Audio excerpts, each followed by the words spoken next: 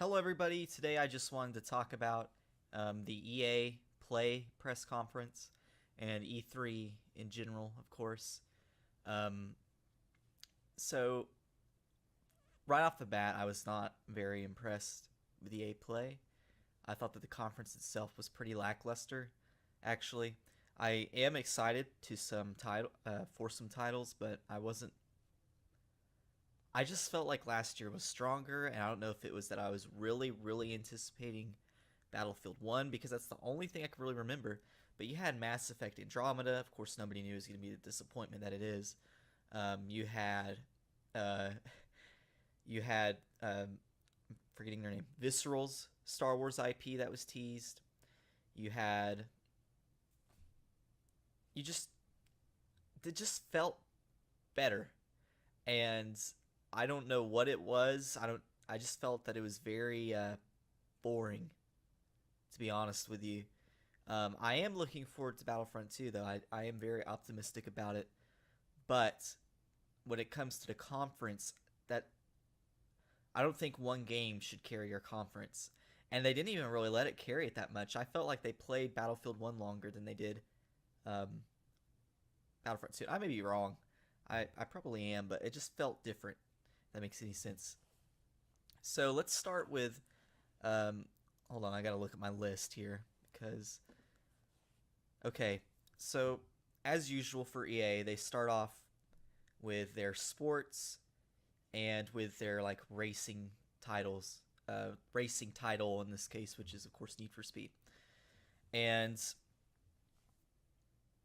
I have never been a huge fan of either Madden or FIFA. I'm one of those people who, if I ever wanted to play soccer, I would play soccer or play football.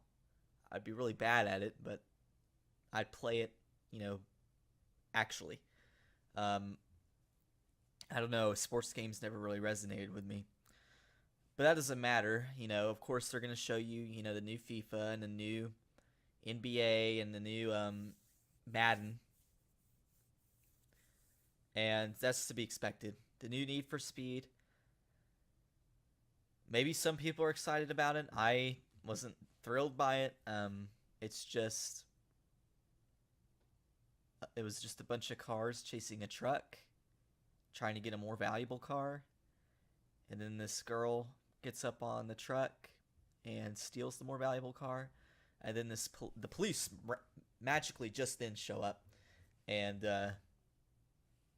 that's when things get interesting. But don't worry, they're gonna tease it, so they cut it off. It's just really weird. Of course, they talk about Battlefield 1. They talk about the new DLC for it, which I do think was a good idea. I am very excited for it, actually. I think that taking it to the Eastern Front of World War One, especially, is a great idea because we see a different type of warfare there.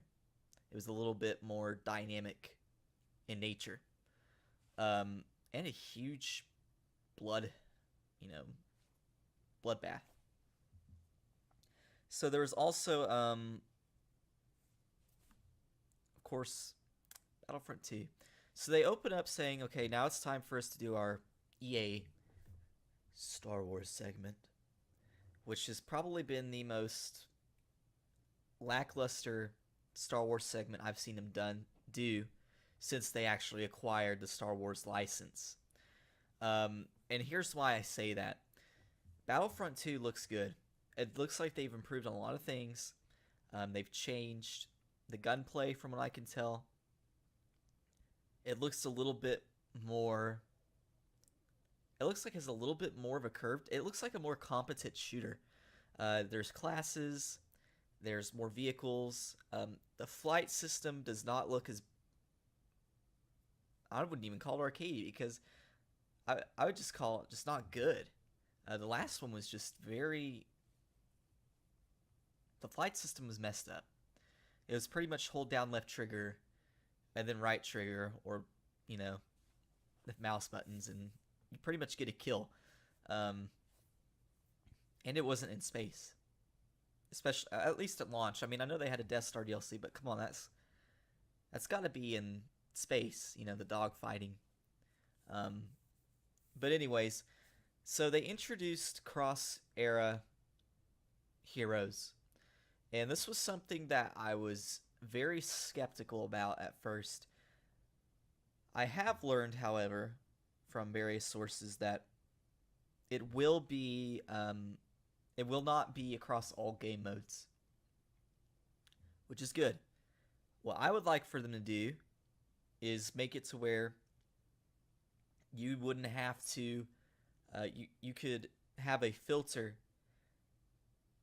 to where cross era heroes would not be in the same match. And I think that'd be perfect. I don't have a problem with cross era gameplay. If it helps the game and content, which is its last, it's the last Battlefront severely needed, then I definitely think that it needs to be included. But we didn't really get to see enough, or at least I didn't get to really see enough to make a permanent impression, first impression. I thought that it was just good. And I don't know if it's because of the first Battlefront and I was really burnt out from that, or if it was because I don't know. I used to be very excited about E3. E3 was, one of the big things that I look forward to in the summer. But now it's kind of like, oh, E3, awesome, And I think it's because we've seen over the past few years, and maybe this is just a part of me growing up, we've seen that the excitement level and the hype and even what they show does not necessarily transfer over to the final product. Of course, the most infamous case in recent memory is the Watch Dogs incident with Ubisoft. There's severe visual downgrades from the E3 presentation. That did not bode well for Ubisoft and for really a lot of games companies, because they're not the only ones who have done that. And that's normal. This isn't anything new. Halo 2 had the same issue, and Halo 2 came out several years ago. In fact, when did Halo 2 come out? 2004? I don't know. So it's nothing new, but there are ways for it to be avoided. Of course, one thing that I was very shocked about, and a lot of people on Twitter, and of course the Twitch chat, was that there was no reference, no talk of the Visceral game, the Visceral Star Wars game. They teased it last E3. They showed like I don't even know what it was. They showed like this one scene from it, I think. And it was like, cool. There's a spaceport. Awesome. Good graphics. What could that mean? But we don't get any follow-up to that, and it looks like we won't, at least here. I may be wrong. They may, let's be real. If they were going to talk about it, they would have talked about it then, because that was their Star Wars segment. Well, so now that I've covered EA Play, I'm going to cover E3 in a little bit less scripted manner.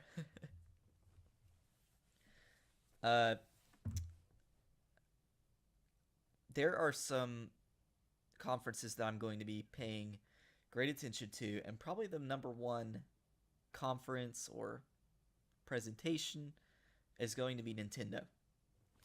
And here's why I say that. Nintendo has, of course, released the Switch. They released it in March.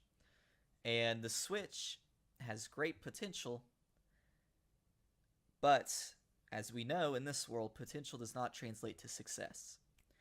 And there really isn't much differentiating it from the Wii U at this time, other than, yes, it's cool tech.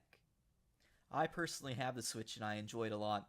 I play Zelda all the time, but Zelda is going to get old. Play Mario Kart 8 all the time. Mario Kart 8 gets old in a day, So we need to see what Nintendo is willing to bring to the Switch. And that's great if they have first-party titles. Super Mario Odyssey, awesome. They announced like a Pokken game. Never played any of those. I don't know if that's new or anything. I guess it's a, I don't know what that is. But first party's great, but they really need to show third party support, because this is what has been Nintendo's crux for too long. They used to be very good with third party developers, but they just aren't anymore. And I feel like if they have a significant third party support, they're not going to have Call of Duty on there. They're not going to have Battlefield on there. That's just not going to happen, and I don't expect them to. And I don't think Switch owners are either. I don't think we're expecting this to compete with the Xbox One or the PS4. We're just expecting a device that is competent in its games library. We don't want to just be playing first-party games. We don't want to just be playing, emulators of old games they have made, as cool as that would be. We need to see new IPs. We need to see third-party support. I know Bethesda's support. They showed all these companies at their Nintendo, when they revealed the Switch. They showed a lot of the companies that were supporting them. But, Ubisoft, you think, oh, that's like Assassin's Creed. That's like Watch Dogs. That's Far Cry. But then you realize, oh, well, Ubisoft owns Rabbids, and Rabbids and Mario are having a crossover game. So it gets a little... You have to be careful about what you think about the third-party developers, because they may be supporting it, but they may not be supporting it in the way that you think, and certainly not the way you may want. So I do think the Switch really, E3 this year, Nintendo really needs to bring,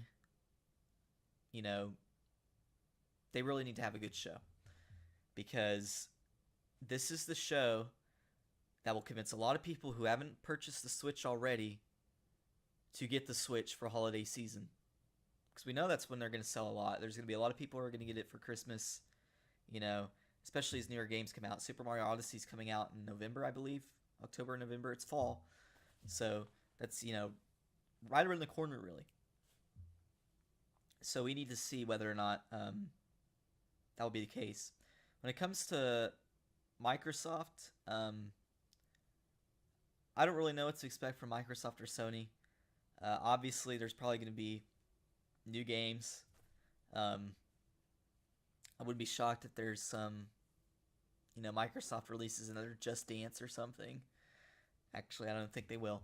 Maybe they'll, introduce the Kinect 3.0 or something. I feel like I could see Sony having a significant section devoted to VR. Because they are really pushing that right now.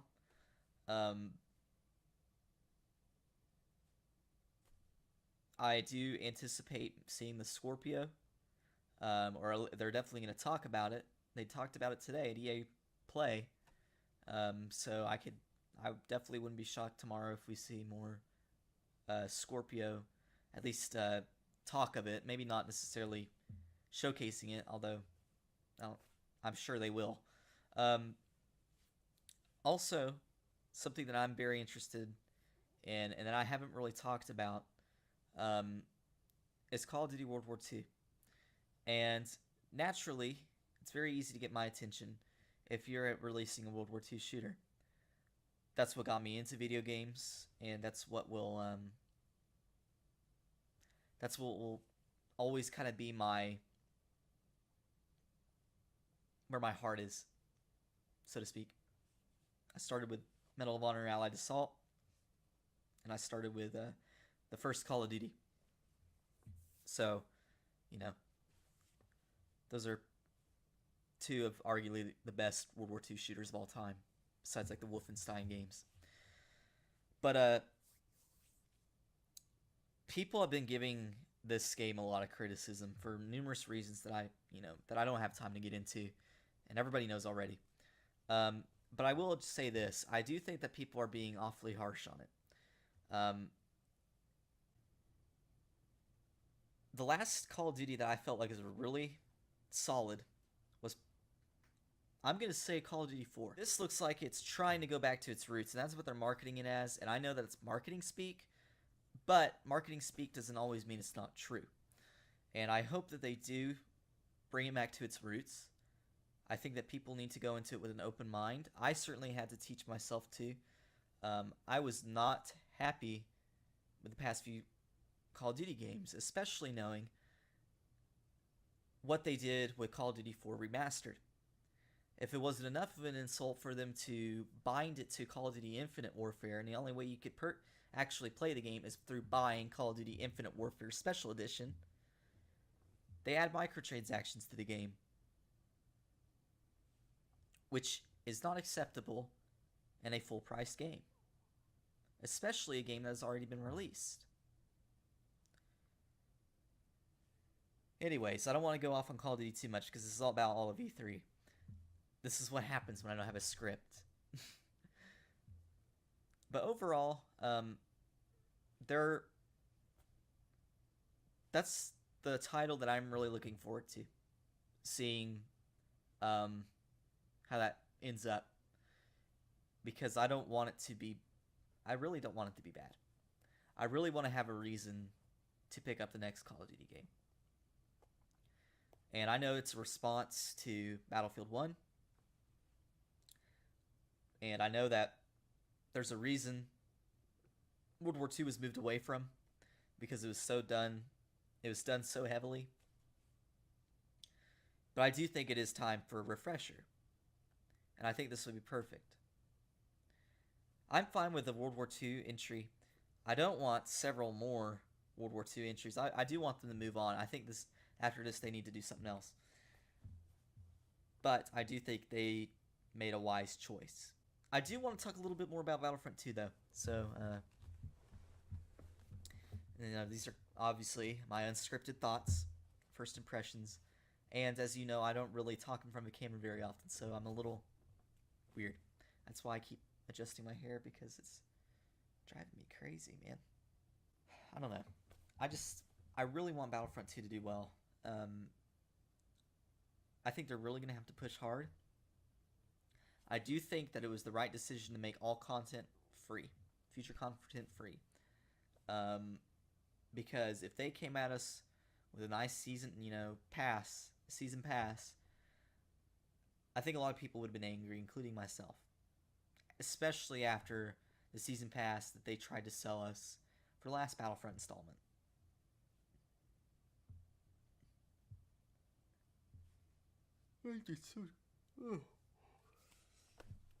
I don't know, guys. This is kind of a weird limbo E3 for me.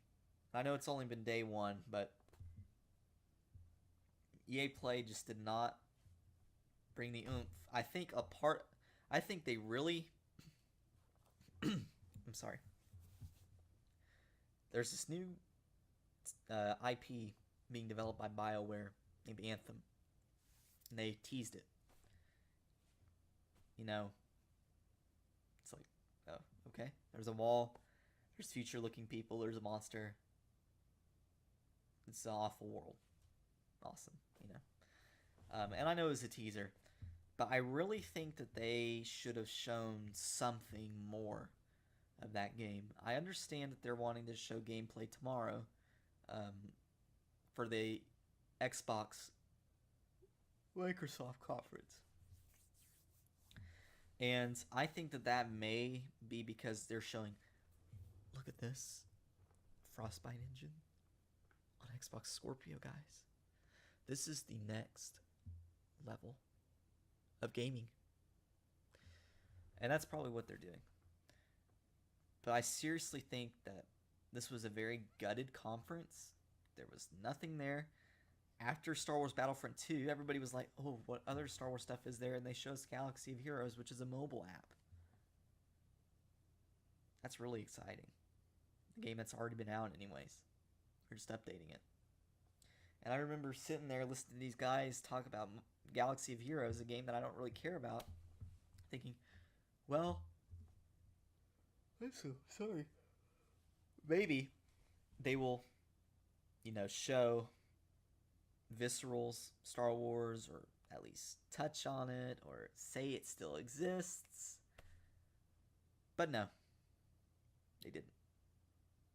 and as such, we are left in the dark when it comes to any other Star Wars title. It seems that the only one they're willing to talk about right now is Battlefront II, and of course, Galaxy of Heroes, a mobile app that has been out for several years now, I think. It's pretty exciting. It's just annoying when they build up themselves as, these true heavyweight champions when it comes to carrying the Star Wars license. Hey, we can shoulder this weight. Not only we're going to shoulder this weight, we're going to show you some great new interactive mediums for Star Wars. We don't just have a shooter over here. We have a story-based, we don't even know what it is, but, another Star Wars concept here in the works too. And then they just go, here's the sequel to that shooter. And they act like that other concept didn't exist. It's just weird. And I don't know if that was in their intention or not. How could it not be? I mean, they plan these things to the nines. I'm just puzzled, guys. I'm very puzzled. That's why I spent 35 minutes talking about it and came for full circle.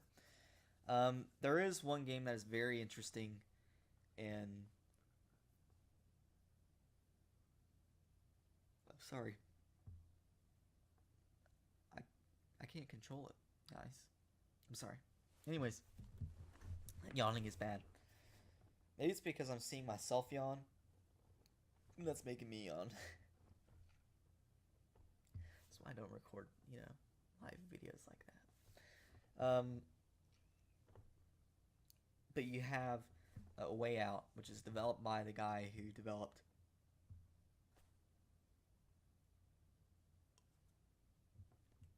Brothers, A Tale of something like that. Brothers. I know that's the title. I don't remember what the other title part of it was, which was a very unique experience. You had 2 players using a controller, and it's a prison break thing, and I think it looks really neat. I really do. I don't know if it's going to be like, groundbreaking, but I think it's unique enough to capture someone's attention, and I think it'll be a worthwhile time. So, try to think. Is there anything else? I don't think so. I think that pretty much covers it for EA Play. Overall, I'd probably give it, I'm being generous here, if you give it a C minus, C plus, a C. It was I went into it expecting a better conference, to be honest with you. I expected there to be more discussion about Battlefront. I expected there to be a little bit more. I'm not asking for trailers or gameplay reveals, but at least acknowledgments of any other Star Wars games that are in the work. I expect, I don't know. And, I feel like 2017 may be one of those bridge years. What I mean by that is we're kind of in one of those years where it's sequels and a few new IPs, but I don't know. I mean, it was just weird. But anyways, guys, that's my first impressions. I know it was pretty rough of EA Play and really my expectations for E3.